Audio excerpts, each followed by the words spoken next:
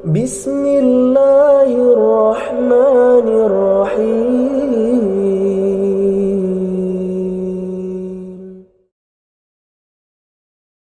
بسم الله الرحمن الرحيم. السلام عليكم ورحمة الله وبركاته. إن الحمد لله نحمده ونستعينه ونستغفره ونعوذ بالله من شرور أنفسنا ومن سيئات أعمالنا.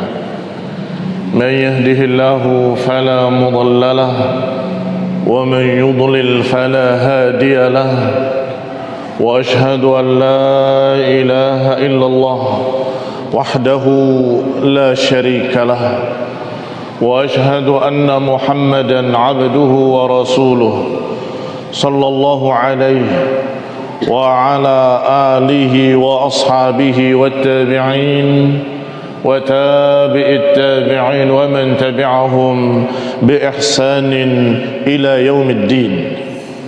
يا أيها الذين آمنوا اتقوا الله حق تقاته ولا تموتن إلا وأنتم مسلمون. يا أيها الناس اتقوا ربكم الذي خلقكم من نفس واحدة وخلق منها زوجها وبث منهما رجالا كثيرا ونساء، واتقوا الله الذي تساءلون به والأرحام إن الله كان عليكم رقيبا. يا أيها الذين آمنوا اتقوا الله وقولوا قولا سديدا يصلح لكم أعمالكم ويغفر لكم ذنوبكم، ومن يطع الله ورسوله فقد فاز فوزا عظيما. أما بعد، فإن خير الحديث كتاب الله، وخير الهدي هدي محمد صلى الله عليه وعلى آله وسلم، وشر الأمور محدثاتها، فإن كل محدثة بدعة وكل بدعة ضلالة وكل ضلالة في النار. إخواني في الدين، أعزكم الله kaum muslimin rahimani wa rahimakumullah. Kita lanjutkan kembali kajian kitab ringkasan sirah Ibn Hisham rahimahullahu ta'ala, dan sampai pada ucapan beliau, فَمَلَّكُوهُ وَاجْتَمَعَتْ عَلَيْهِ حِمْيَرٌ وَقَبَائِلُ الْيَمَنِ فَكَانَ آخِرُ مُلُوكِ حِمْيَرٌ وَهُوَ صَاحِبُ الْأُخْدُودِ فَأَقَامَ فِي مُلْكِهِ زَمَانًا. Maka akhirnya Yaman dikuasai oleh beliau, yang sudah dibahas kemarin, Dzunnuwas, yang dia berhasil membunuh orang yang jelek, kemudian dia diangkat menjadi penguasa Yaman.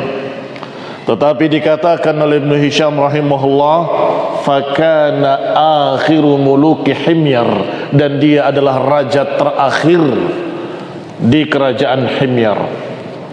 Wa huwa sahibul ukhdud, dan dialah sahibul ukhdud, yakni orang yang menggali parit dan membantai manusia yang beriman pada Allah dan Rasulnya, yaitu sebagaimana diriwayatkan oleh Ibn Hisham rahimahullahu ta'ala bahwa Dzunnuwas aqama fi mulkihi zamanan, bahwa dia memimpin kerajaannya sekian lama. Wallahu ta'ala alam, tidak disebutkan berapa lama, tapi disebutkan sinina, beberapa tahun. Ikhwani fillah azakumullah.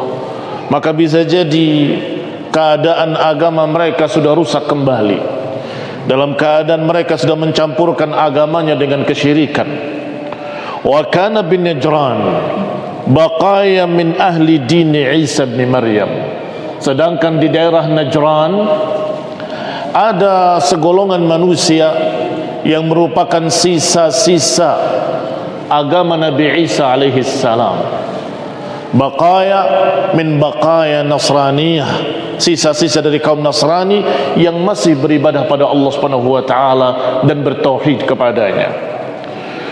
Ahlu fadlin wastiqamatin. Mereka orang yang memiliki keutamaan, orang yang memiliki istiqamah.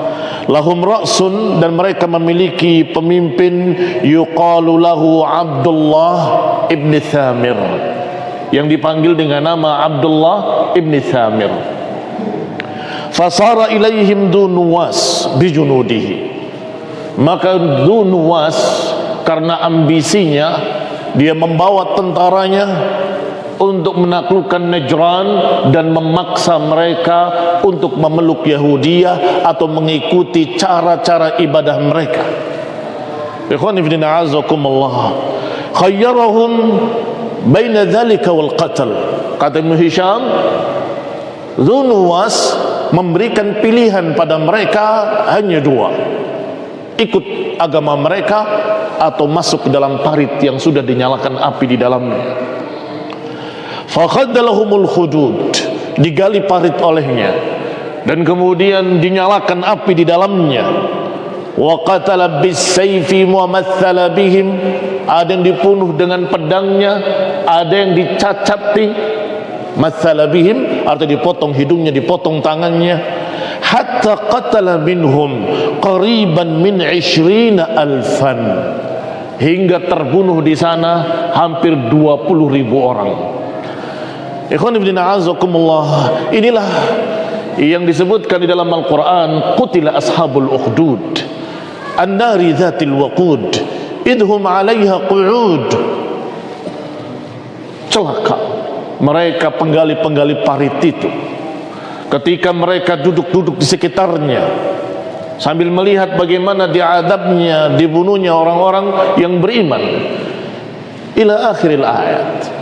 Ikhwan ibn a'azakumullah, kaum muslimin rahimani wa rahimakumullah, Allah katakan dengan kalimat terakhirnya, wa ma naqamu minhum illa an yu'minu billahil azizil hamid.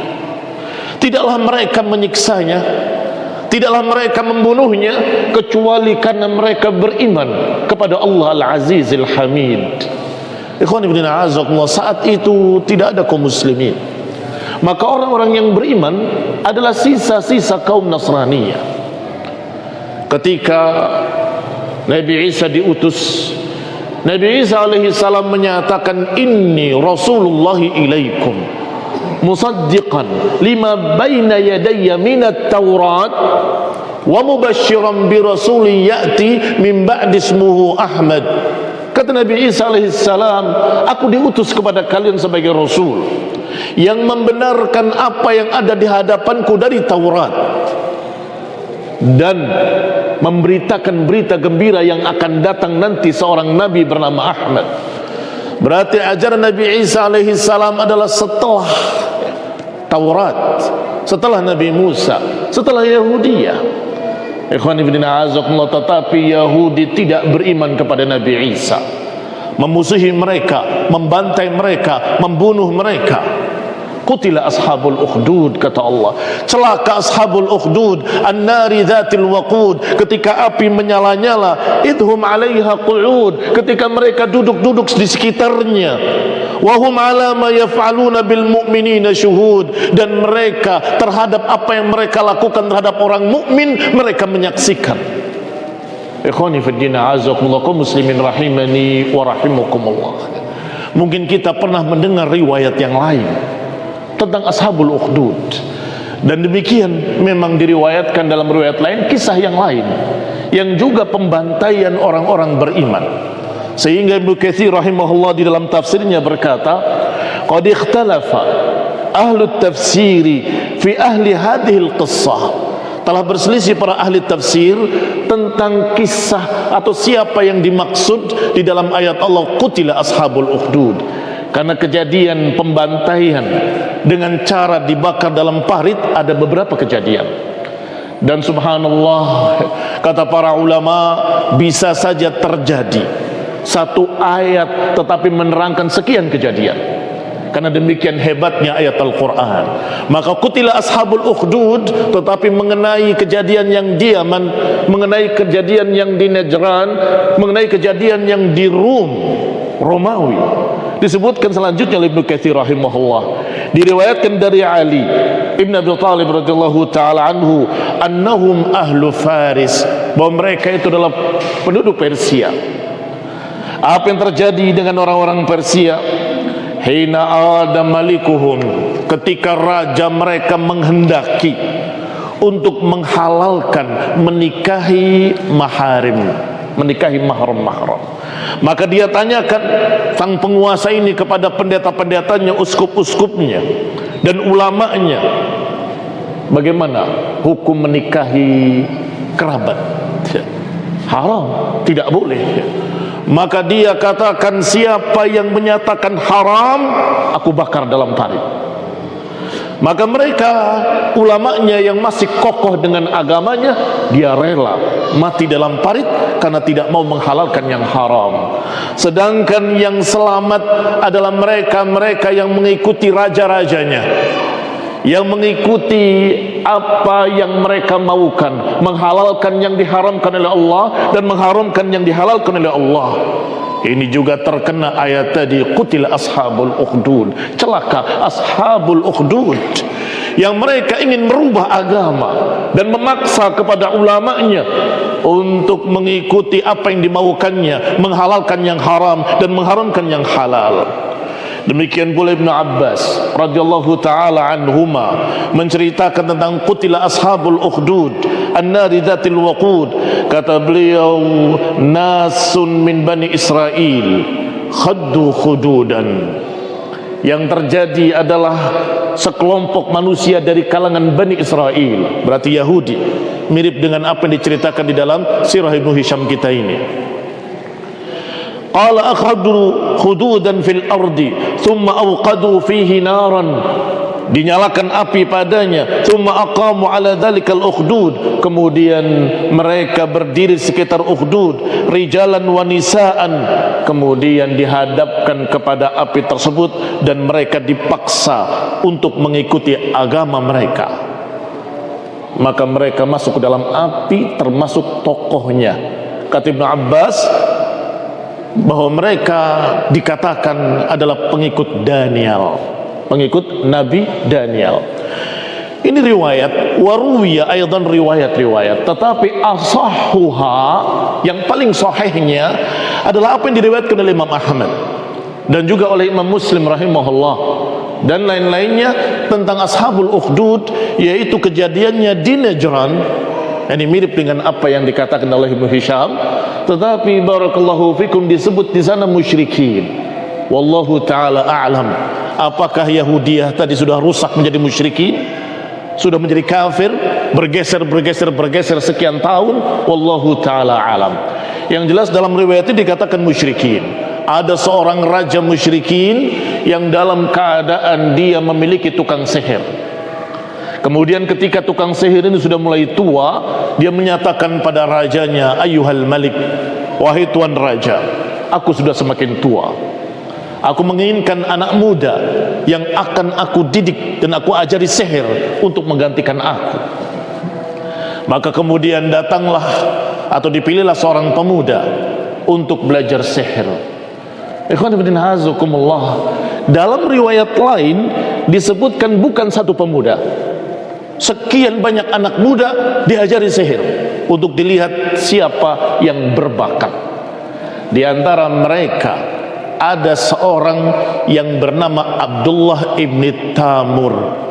Inilah yang saya perhatikan mirip, tetapi kalimatnya atau hurufnya tidak sama. Wallahu ta'ala alam. Tadi disebutkan Abdullah ibn Thamir, di sini dalam tafsir Ibnu Katsir disebutkan Abdullah ibn Tamur. Anaknya oleh Tamur dikirimkan, kamu berangkat belajar. Bapaknya yakin atau mengetahui bahwa anaknya belajar sihir bersama anak-anak yang lain dari Najran. Ikhwan fillah azakumullah, maka melihat seperti itu, beberapa orang yang masih beriman khawatir akan sesat mereka, akan kafir mereka ini dengan sihir.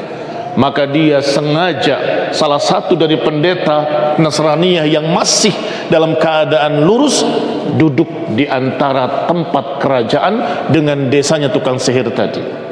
Dia duduk di tengahnya untuk mengajak mereka. Salah satu dari mereka bernama Abdullah bin Tamur tadi, yang kemudian tertarik dengan pendeta ini.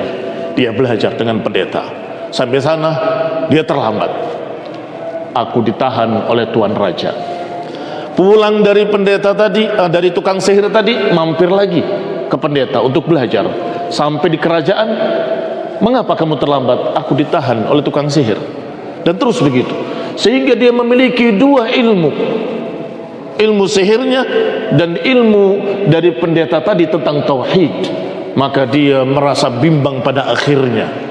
Ini jelas bertentangan antara yang ini dengan yang itu. Sampai kemudian dia mengatakan, ketika melihat ada binatang besar buas yang mengganggu kaum muslimin atau mengganggu manusia, dia katakan, sekarang aku akan buktikan. Dia ambil batu dan dia katakan, ya Allah, kalau agama pendeta tadi yang hak, bunuhlah binatang ini agar manusia aman. Ternyata terbunuh binatang tadi dengan lemparan.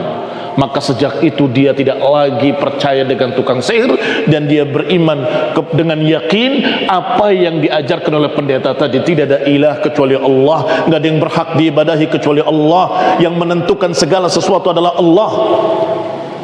Dia mendoakan seseorang, terkabul doanya. Orang yang sakit disembuhkan dengan doa dia. Dan setiap orang berkata, aku begini-begini, tolong sembuhkan aku. Dia berkata, bukan aku yang menyembuhkan. Yang menyembuhkan adalah Allah. Mintalah kepada Allah, berimanlah kepada Allah, maka aku akan doakan. Maka dia beriman, amantu billah. Didoakan, sembuh. Sampai terdengar berita itu sedikit demi sedikit sampai ke kerajaan.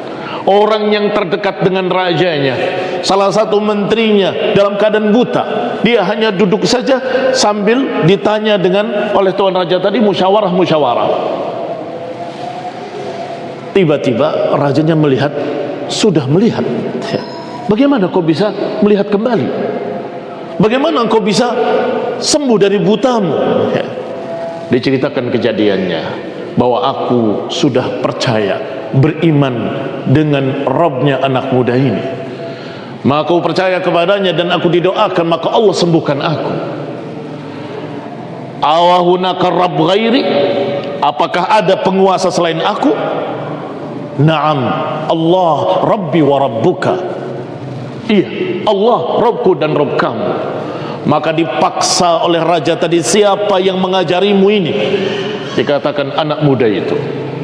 Dipanggil anak muda tadi dan mengakui, iya, aku mengajak kamu dan mengajak seluruh manusia untuk beriman kepada Allah.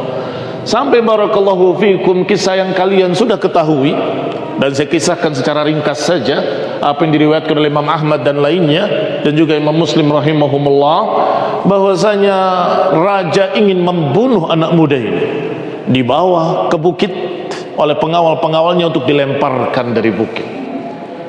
Kembali anak muda itu, kenapa kamu? Kok bisa selamat? Allah selamatkan aku. Ini gunungnya terjadi gempa, kemudian mereka berjatuhan, tidak ada yang selamat kecuali anak muda ini. Dibawa ke tengah lautan untuk ditenggelamkan. Maka Allah kirimkan badai, mereka tenggelam. Yang selamat hanya anak muda tadi. Sampai anak muda itu berkata, wahai Tuan Raja, engkau tidak akan bisa membunuhku kecuali engkau mengucapkan dengan nama Allah Rabbul Ghulam, dengan nama Allah Rabbnya anak muda ini. Kau kumpulkan manusia di tanah lapang yang luas, ikat aku di tiang, dan kemudian panahlah pelipisku dengan mengucapkan dengan nama Allah atau bismi Rabbil Ghulam. Karena sudah kehabisan akal, raja tadi mengikuti apa yang dianjurkan oleh anak muda ini. Dikumpulkan manusia, diikat anak muda tadi, dan dipanah dengan menyatakan bismi Rabbil Ghulam atau bismillahi Rabbil Ghulam, dengan nama Allah Rabbnya anak muda ini. Maka terbunuhlah anak muda tadi sambil memegang pelipisnya dengan jarinya, dan kemudian meninggal. Apa yang terjadi? Seluruh hadirin menyatakan amanna bi rabbil ghulam. Kami semua beriman dengan Rabbul Ghulam.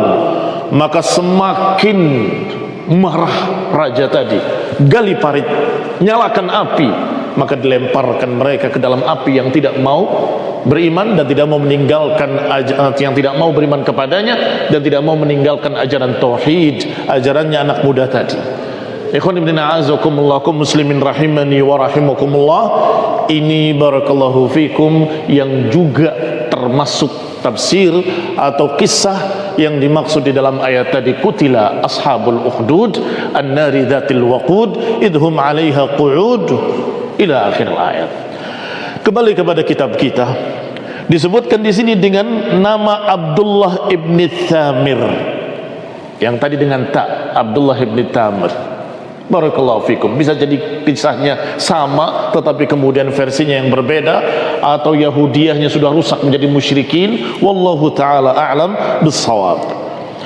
Qala fadinuwas dzalika wa jundihi anzalallah fa fi dinnuwas. Maka pada orang yang namanya Dinnuwas dan pasukannya inilah Allah turunkan ayat Allah Subhanahu wa taala, qutila ashabul ukhdud an-nari dzatil waqud idhum 'alaiha qu'ud wa hum 'ala ma yaf'aluna bil mu'minina syuhud.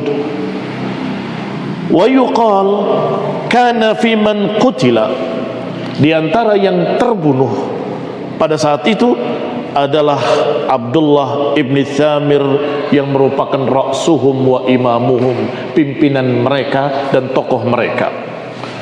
Wa aflata minhum rajulun, tetapi masih ada yang selamat di antara mereka yang bernama Daus Dutu'luban.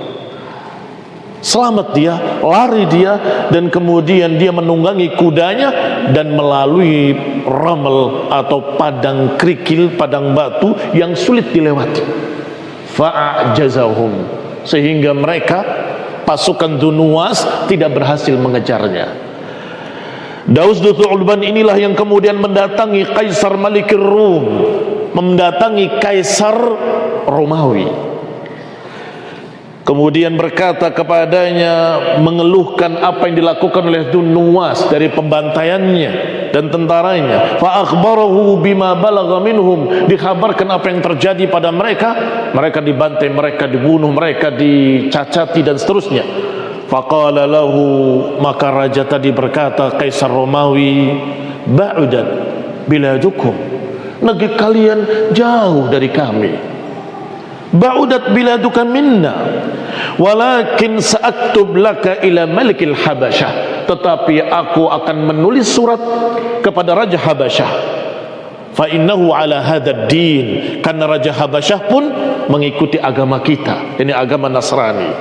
Wa huwa aqrabu ila biladik, sedangkan Raja Habasyah atau kerajaan Habasyah dekat dengan negerimu.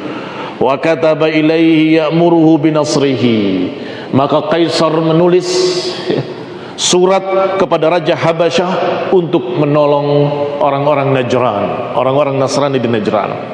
Wa talaba bi tha'rih, dan memerintahkan untuk membalas Dunnuwas dan pasukannya. Faqadima Daus 'ala Najasyi, maka Daus Dutu'luban membawa surat tadi ke Raja Najasyi. Najasyi adalah julukan Raja Habasyah, julukan Raja Habasyah, sebagaimana julukan Raja Romawi Kaisar, julukan Raja Yaman Tubba, sedangkan julukan Raja Habasyah adalah Najasyi. Faqadima 'ala Najasyi bi kitabi Kaisar, maka dia datang membawa surat dari Kaisar. Fa ba'asa ma'ahu 70,000, maka Raja Habasyah mengirimkan 70.000 tentara ke Yaman. Wa amara alaihim rajulan minhum yuqalu lahu Aryad, dikirim 70.000 orang yang dipimpin oleh seseorang yang dipanggil dengan nama Aryad. Wa ma'hu fi jundihi, dan bersamanya ada seorang tentara yang bernama Abraha. Ikhwan fillah azakumullah, maka berangkatlah pasukan besar ini ke Habasyah. Rakiba Aryatal Bahr, mereka berangkat melalui lautan. mengarungi lautan atau menyeberangi lautan hingga sampai di pantai Yaman. Wa ma'hu Daus du Thu'luban, dan bersamanya ada Daus du Thu'luban yang tadi melapor. Wa sara ilaihi Dunnuwas fi himyarin, maka Dunnuwas menemuinya dengan pasukannya juga yang mentaatinya dari kabilah-kabilah Yaman, dan semua yang taat kepadanya dari kabilah-kabilah Yaman. Falammal taqaw, ketika bertemu pasukan tadi atau dua pasukan tadi, inhazama Dunnuwas wa ashabu, maka kalahlah Dunnuwas wa ashabu, tidak imbang dengan pasukan Habasyah. Ikhwan ibn a'azakumullah, maka inilah mungkin masih ingat ucapan yang menakwilkan mimpinya Raja Yaman pertama kali, yang menyatakan, ini Satih dan Syekh, yang menyatakan ahlif baina harrataini min hanash la yanzilanna minkumul habash atau fikumul habash, sungguh aku bersumpah dengan apa yang ada di antara dua gunung ini dari ular-ular yang di sana, akan singgah, akan datang pada kalian tentara Habasyah. Ini yang dimaksud, wallahu ta'ala a'lam.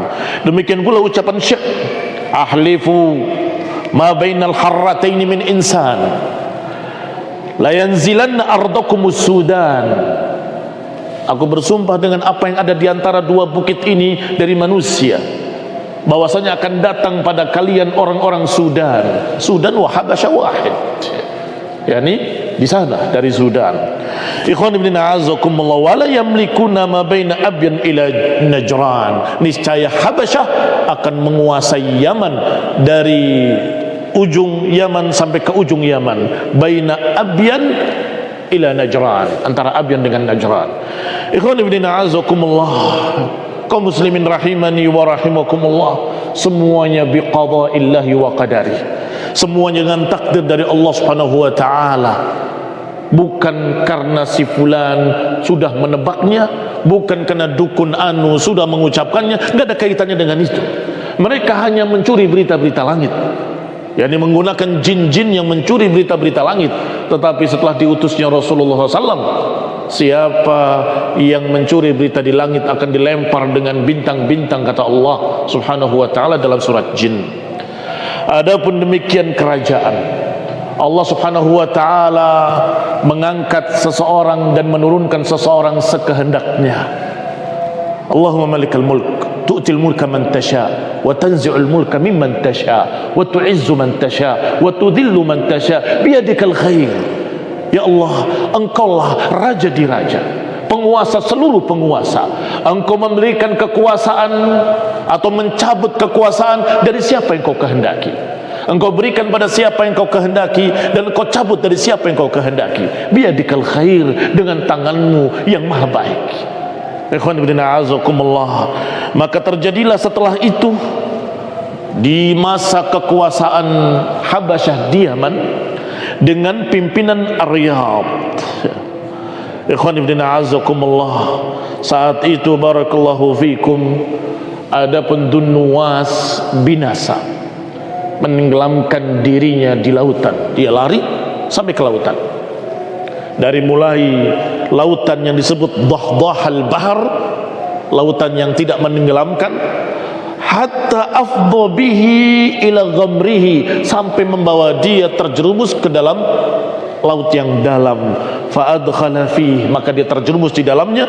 Wa kana akhirul ahdi bihi, maka itulah akhir hidupnya Dunnuwas, dan itu pula akhir kerajaan Himyar. Ikhwan ibn a'azakumullah, fa aqama Aryad bi ardil Yaman sinin fi sultani dzalik, maka Aryad memimpin Yaman saat itu, menjadi raja di sana, menguasai di sana bertahun-tahun. Thumma naza'ahu fi amril Habasyah bil Yaman Abrahah, kemudian mulailah Abrahah ingin merebut kekuasaan, ingin menggulingkan Aryad dan menggantikan dengan dirinya. Hatta tafarraqatil Habasyah alaihima, hingga orang-orang Habasyah terpecah menjadi dua, sebagian mengikuti Aryad dan sebagian mengikuti Abrahah. Fanhaza ila kulli wahidin minhum, masing-masing mengikuti tokoh yang mereka setuju atau yang mereka sepakati. Thumma thara ahaduhuma ilal akhar, kemudian mereka saling berhadapan, dua pasukan Habasyah di Yaman. Falamma taqaraban nas arsala Abraha ila Aryad, ketika pasukan sudah mulai mendekat, Abraha mengutus seseorang ke Aryad, mengucapkan kalimat yang sepertinya bijak tetapi licik. Kata Abraha, innaka la tasna' bi an talqa Habasyah ba'daha bi ba'din hatta tufniha syai'a. Engkau jangan melakukan hal yang menyebabkan Habasyah dengan Habasyah saling bertikai, saling membunuh, yang akhirnya akan hancur Habasyah. Fabruz ilayya abruz ilaik, sebaiknya engkau bertanding denganku. Baraza maknanya keluar untuk perang tanding. Fabruz ilayya abruz ilaik, engkau tampil ke muka dan aku tampil ke muka, kita bertanding. Siapa yang menang, dia yang menguasai. Selesai. Tidak perlu menumpahkan darah mereka. Maka dengan demikian tentunya Aryad setuju.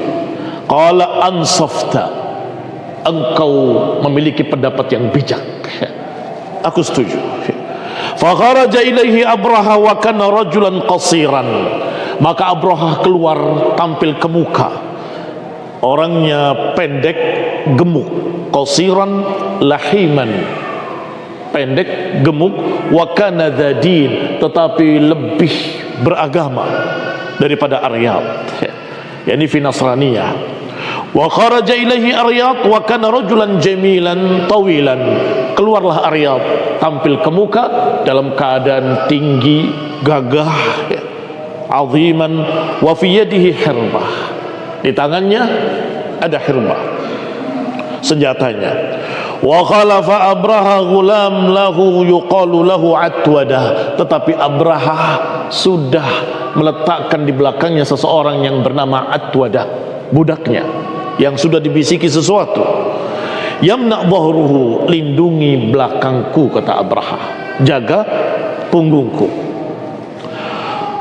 Faraka'a Aryat al-hirbah, farafa'a Aryat al-hirbah, fadaraba Abraha yuridu yafukhahu.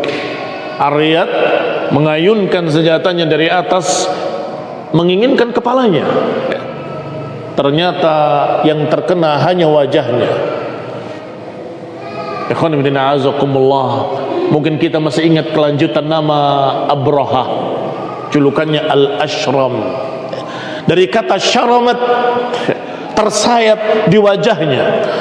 Qala syaramat hajibahu wa anfahu wa ainahu, tersayat dari mulai jidatnya, matanya dan hidungnya.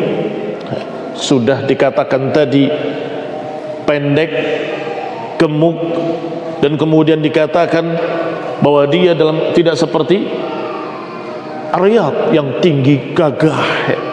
Sudah demikian keadaannya ditambah dengan syurmah, sayatan di wajahnya yang merusak wajahnya. Qala fabidzalika samma aw summiya Abraha al-Ashram, maka karena itulah Abraha dijuluki Al-Ashram, yang mukanya cacat, yang mukanya tersayat. Wa hamala Atwada ala Aryad min khalfi Abraha, saat itu ketika dia tersayat, dari belakang Atwadah loncat untuk menyerang Aryad, maka terbunuhlah Aryad karena serangan yang tidak diduga dari orang yang sesungguhnya tidak boleh ikut campur. Ikhwan ibn a'azakumullah, setelah terbunuh Aryad, fajtama'at alaihi al-Habasyah bil Yaman, maka bergabunglah, bersatulah seluruh orang-orang Habasyah di Yaman di bawah pimpinan Abraha.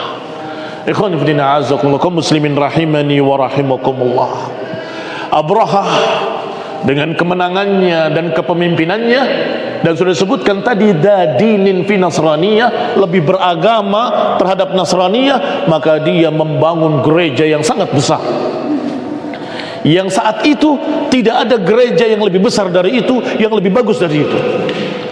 Dia tulis surat kepada Kaisar Romawi, bahwasanya aku membangun sebuah gereja yang sangat besar. Disebutkan oleh Ibnu Hisham kalimatnya, thumma kataba ila Najasi, dia tulis dulu ke Najasyi, inni qad banaitu laka ayyuhal malik, aku sudah membangun untukmu wahai Raja Najasyi, kanisatan lam yubna mithluha li malikin kan, aku bangunkan untukmu gereja yang tidak pernah dibangun oleh raja manapun. Walastu bimuntahin, dan aku tidak akan berhenti hatta usrifa ilaiha hajjal Arab, aku nggak akan berhenti sampai aku pindahkan orang-orang Arab atau kiblatnya orang Arab ke gereja ini. Ini ambisi Abraha. Qala walastu bimuntahin hatta asrifa ilaiha hajjal Arab, aku nggak akan berhenti sampai hajinya orang-orang Arab pindah ke Yaman, pindah ke gereja ini. Falamma tahaddatsatil Arab bi kitabi Abraha, ketika orang-orang Arab mendengar suratnya Abraha yang terkenal dan kemudian diceritakan dari mulut ke mulut bahwa Abraha memiliki ambisi seperti itu, maka orang-orang Arab di Yaman mendengar. Salah seorang dari mereka justru dari penduduk Mekah yang memuliakan Ka'bah. Qala ghadiba rajulun, maka marahlah dia. Kata Ibnu Hisham, atau dikatakan di sini, min an-nas'ah, rajulun min an-nas'ah. Apa itu nas'ah? An-nas'ah barakallahu fikum adalah golongan orang yang biasa memindahkan bulan dari satu bulan ke bulan lainnya. Mereka meyakini ada bulan-bulan haram, 4 bulan haram, mereka sudah yakini sebelum datangnya Islam. Tetapi yang 3 berturut-turut ini mereka merasa berat. Kalau 3 berturut-turut harusnya diselang, maka mereka akan pindahkan 1 bulan ke bulan Safar, yang menurut mereka bulan Safar adalah bulan sial. Bulan Safar adalah bulan yang banyak begini dan banyak begitu, sehingga pindahkan saja ke sana. Dan yang berhak adalah orang yang tidak berbuat dosa, orang yang tidak bid'ah, ibtada'ahu haula musyrikun. Mereka mengadakan bid'ah nas'ah, sehingga nanti kalau sudah mulai musim haji, mereka akan berkata, aku tidak pernah begini, tidak pernah begitu, aku tidak pernah menunda bayar hutang, aku tidak pernah berbuat begini, aku tidak pernah berbuat begitu. Maka siapa yang ingin meminta kepadaku perpindahan bulan, maka mereka berkata, engkau orang yang suci, engkau berhak untuk memindahkan bulan, pindahkanlah ke bulan Safar. Apa kata Allah Subhanahu wa taala dalam Quran? Qala innaman nasi'u ziyadatun fil kufr yudallu bihi alladhina kafaru yuhillunahu 'aman wa yuharrimunahu 'ama. Kata Allah, sesungguhnya nasi, memindahkan bulan haram ke bulan lain, itu ziyadatun fil kufur, tambahan kekafiran mereka. Sudah ada kekafiran syiriknya, ziyadah ditambah lagi dengan kekafiran memindahkan bulan haram ke bulan lain. Apa akibatnya? Kata Allah, yudallu bihil ladina kafaru, yang membuat sesat mereka, yuhillunahu aman, mereka menghalalkan di tahun ini, diharamkan di tahun lain. Jadi bulan haramnya pindah-pindah. Sekarang bulan haram, besok bukan, nanti tahun depan bukan bulan haram. Hari ini atau tahun ini bulan haram, tahun depan bukan bulan haram. Ini barakallahu fikum tambahan kekafiran mereka. Disebutkan oleh Ibnu Hisham dengan kalimat rajulun minan nas'ah. Fa kharaja hatta atal Qullais. Orang ini kebetulan berada di Yaman, maka dia datangi gereja tadi. Fa qa'ada fiha, maka dia duduk di sana. Dalam bahasa Arab, duduk dengan mendekam begitu sama, jalasa atau qa'ada, maksudnya buang hajat di sana, buang kotoran di sana. Tsumma kharaja falaiqa bi ardi, kemudian dia keluar dan pulang ke negerinya. Fa akhbara bidzalika Abraha, maka berita itu disampaikan kepada Abraha apa yang terjadi. Faqala man sana'a hadza, siapa yang melakukan ini? Qila rajulun sana'a hadza rajulun minal Arab min ahli hadzal bait, yang melakukannya adalah seseorang dari kalangan Arab, dari penduduk sekitar bait alladzi tahujjul Arab, yang mereka haji padanya di Mekah. Lamma sami'a qawlahu, ketika Abraha mendengar ucapan itu, maka dia marah semarah-marahnya. Faghadiba faja'a, faghadiba inda dzalika Abraha, maka Abraha marah. Wa halafa la yasiranna ilal baiti hatta yahdimahu, dia marah dan berkata, wallah, sungguh aku akan datangi dan aku akan hancurkan Ka'bah. Ini sumpahnya Abraha al-Ashram, pendek, jelek, rusak wajahnya, dan niatnya juga jelek.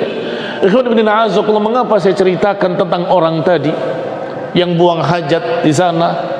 Artinya ini, barakallahu fikum, bukan kita sedang membela yang ini atau membela yang itu, tidak, tetapi hanya menceritakan sejarah bahwa orang ini menghinakan tempat ibadahnya Abraha atau kaum Nasrani ketika itu, kemudian menyebabkan Abraha marah.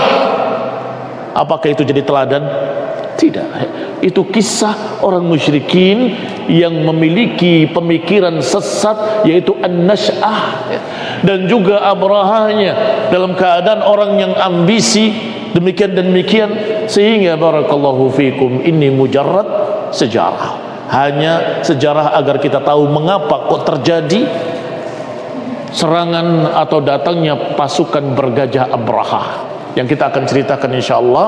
Kita akan bacakan riwayatnya pada pertemuan yang akan datang biidznillah taala. Wallahu taala alam bissawab. Wassallallahu ala Muhammadin wa ala alihi wa ashabihi wa sallama tasliman katsira. Subhanakallahumma bihamdik, asyhadu an la ilaha illa anta, astaghfiruka wa atubu ilaik. Wassalamu alaikum warahmatullahi wabarakatuh.